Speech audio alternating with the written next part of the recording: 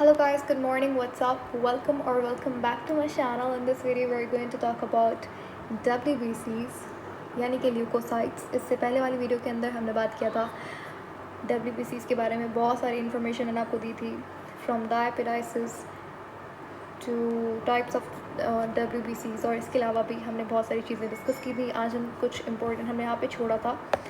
So we were talking about the important points related to leukocytes जो कि आपको as MCQs देखने को मिल सकते हैं। ठीक है, तो क्वेश्चन नंबर 1 से शुरू करता है। इसके अंदर वो कहता है कि न्यूट्रोफिल्स और मोनोसाइट्स। ठीक है, मैंने आपको बताया था, ये चीज़ ऑलरेडी डिस्कस हुई थी कि जो न्यूट्रोफिल्स होते हैं और जो हमारे पास मोनोसाइट्स होते हैं उन्हें कंबाइनली क्या कहा जाता है? उन्हें कंबाइनली कहा जाता है मैक्रोफेजेस। ठीक है, एक तो on the basis of their shape, size.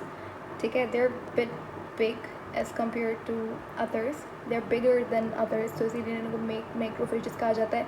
ठीक है, इनकी एक बात मैंने और बताई थी आपको कि इनकी जब ये लोग जहाँ जिस पार्ट ऑफ द बॉडी के ऊपर इन्फ्लेमेशन होती है वहाँ पे ये लोग जाते हैं, अटैक करते हैं, पैथोजेंस को ख़त्म करते हैं, उन्हें किल करते हैं, और बाद में खुद भी ख़त्म हो जाता है। इनकी जो डेड बॉडी है वो बनाती है क्या? इट फॉर्म पस बनाती है। ठीक है, पस क्रिएशन होती है। एक चीज़ हमेशा याद रखिएगा, जो WBC होते हैं वो सबसे मिनिमम होते हैं क्वांटिटी के अंदर। ठीक है, पहले RBC होता है, उसके बाद प्लेटलेट्स होते हैं। ठीक है, RBC मिलियंस के अंदर होते हैं, क्वांटिटी की बात हो रही है। प्लेटलेट्स होते हैं लैक्स के अंदर, और उसके बाद आते हैं हमारे पास WBC जो कि कुछ थाउजेंड में होते हैं। कितने बताया था? 6000 to 8000 पर मिलीमीटर क्यूब ऑफ ब्लड। ठीक हो गया। उसके बाद अब थोड़ा स्पीड थोड़ी सी कम कर लेते हैं। आई कैन फील लाइक मैं बहुत जल्दी बोल रही हूँ। अच्छा देखो, ये तो हो गया WBC की क्वांटिटी के हवाले से, लेकिन अगर बात करें साइज़ की, तो देखो अगर WBC का साइज़ कंपेयर करो, WBC का शेप कैसा होता है? इरेगुलर या फिर अमीबॉइड शेप होता है WBC का। और RBC का शेप क्या होता है? बाइकॉन्केव शेप होता है। ठीक है, तो WBC का जो साइज़ है वो RBC से बड़ा होता है।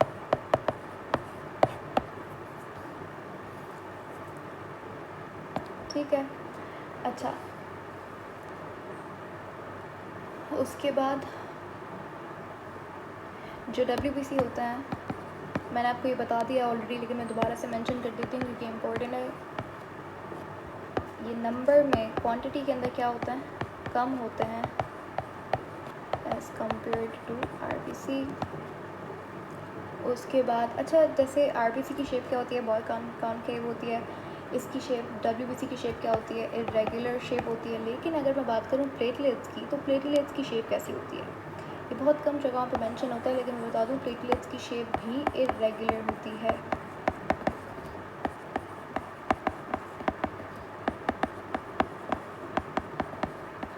ठीक है, अच्छा और अगर बात करें प्लेटलेट्स की और RBC की, दोनों के दोनों क्या होता है? ए न्यूक्लिएटेड होते हैं, दोनों के पास न्यूक्लियस नहीं होता।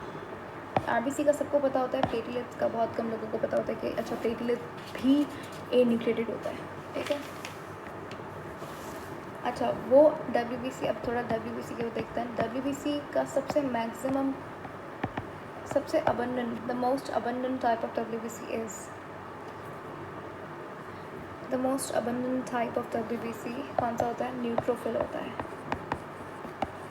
न्यूट्रोफिल सबसे ज़्यादा क्वांटिटी के अंदर पाया जाता है। सबसे कम कौन सा होता है? मिनिमम क्वांटिटी के अंदर जो मिलता है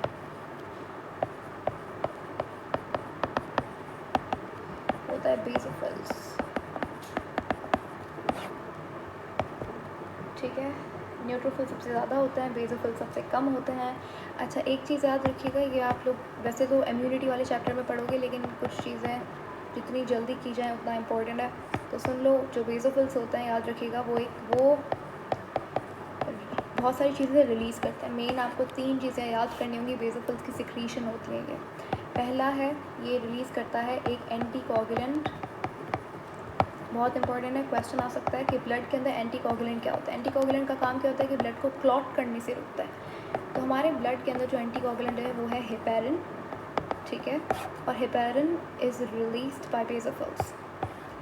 उसके बाद हमारे पास आता है आप कह सकते हो कि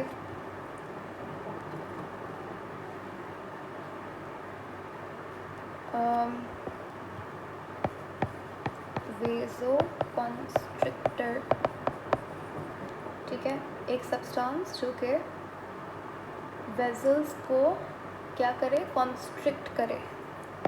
ऐसा है तो ब्लड वेजल्स को क्या करेगा, कॉन्स्ट्रिक्ट कर देगा। वेज़ोकॉन्स्ट्रिक्टर, ब्रोंको डायलेटर, डायलेटर समझते हो, अगर कोई चीज़ ऐसी है तो उसको ऐसा कर देना, ठीक है, बढ़ा देना, डायलेट कर देना। तो वेज़ोकॉन्स्ट्रिक्टर और ब्रोंकोडायलेटर ऐसा कौन सा सब्सटेंस है जो कि वेजल्स की कॉन्स्ट्रिक्शन करता है, ब्रोंकाई को, हमारा जो ब्रोंकाई होता है उसको डायलेट कर देता है। तो ऐसे सब्सटेंस को हम कहते हैं, एक सब्सटेंस होता है इसको बोला जाता है सेरोटोनिन, ठीक है। सेरोटोनिन क्या है, वेज़ोकॉन्स्ट्रिक्टर है। तीसरा हमारे पास है वेज़ोडायलेटर,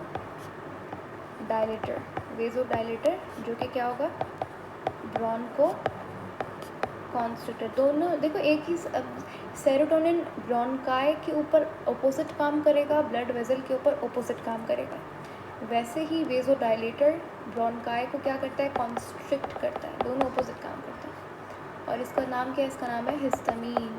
हिस्टामीन आप बहुत सुनते हो, आगे भी आएगा, बहुत सारी जगहों पे होता है। तो ये तीनों की तीनों सिक्रीशंस होती हैं बेसोफिल की, which is very important to know, ठीक है। और ये तीनों की तीनों बहुत इंपॉर्टेंट होती हैं। सबसे ज़्यादा इंपॉर्टेंट आप हेपेरिन के बारे में पढ़ते हो, क्योंकि हेपेरिन का काम सबसे मेजर होता है, ये इन्फ्लेमेशन के अंदर काम आता है, ठीक है। जब इन्फ्लेमेशन होती है, मैंने आपको इन्फ्लेमेशन कल समझाया था, इन्फ्लेमेशन किस तरीके से होती है, यहाँ पे देख सकते हो। तो यहाँ पर मैंने ये चीज़ मेंशन नहीं की थी, अब सुन लो कि जब कहीं भी आपका इन्फ्लेमेशन होती है तो उस टाइम पे आपका जो बेसोफिल WBC होता है वो हिस्टामीन रिलीज़ करता है। और हिस्टामीन से क्या होता है, वेज़ोडाइलेशन होती है। मैंने बताया था कि ब्लड फ्लो बढ़ता है, वो ब्लड फ्लो कैसे बढ़ेगा, जब आप ब्लड वेजल्स का डायमीटर बढ़ाओगे, ठीक है, बढ़ा दिया तो ब्लड फ्लो बढ़ गया।